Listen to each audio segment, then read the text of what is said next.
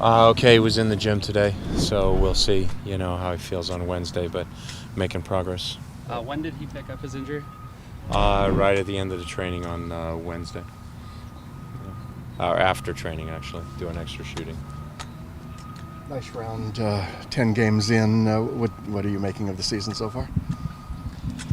You look at the whole league, it's been a topsy-turvy league. You look at some of the results again yesterday and Saturday. But, obviously we're not exactly where we want to be, but, we're going out into every game. We're trying to win every game. We've certainly over the last 7 games have played, I think, from a result basis reasonably well. I thought even in Dallas, we had 3 great chances early on, the first 18 minutes of the game. If Herc sticks away his chance early, if we stick one of those 3 chances away, the game becomes different. They brought on, in the second half, they brought on 2 defensive subs to pack it in against us, and just looking to counter, then, a little mistake and they catch a counter and score on us. But from a standpoint of are we a team that's capable of winning every time we play, yes. It looked like Jordan was most often out on the wing again this week. What inspired that move from your end, and how do you think that worked out in practice? He ended up being a little bit too defensive out on the wing, and that was, that's a little give and take. Hollingshead certainly goes forward a little bit. He was on the left side for a little, but also Jordan needs to always continue to make his runs to get in behind. So if he's looking to get behind, then it forces the defender back and, gets him 10 yards, 15, 20 yards further back on the field. So, I thought the way we played was all right because we controlled possession of the ball. I thought Diaz had some good moments early on, but after about 20 minutes, I thought we bottled him up pretty good.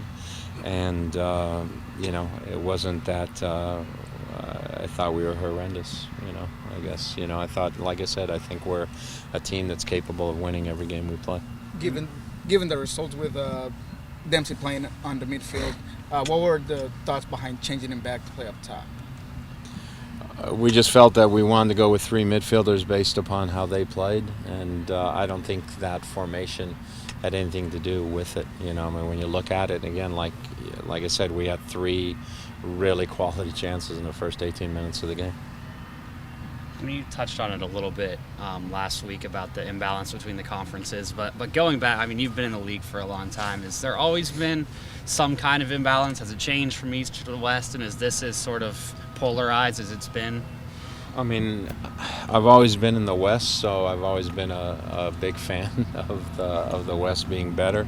But that might be a bias because I've always coached out in the West. But even when you look back on it, you look at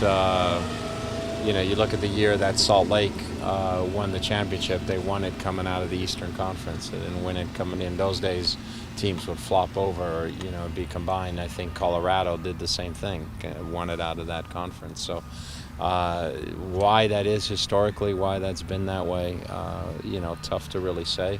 I think the coaching positions have been a little more consistent on the West Coast, so I think you've had guys that have been at teams for longer terms. You look at Vermes, you look at Dominic Kinnear was there for a while with Houston, but also San Jose, and now back at San Jose. Bruce has been there for a while. I've been here for a while now. So I think the coaching stability has maybe helped the West a little bit. But, I don't know. I'm not smart enough to figure that out.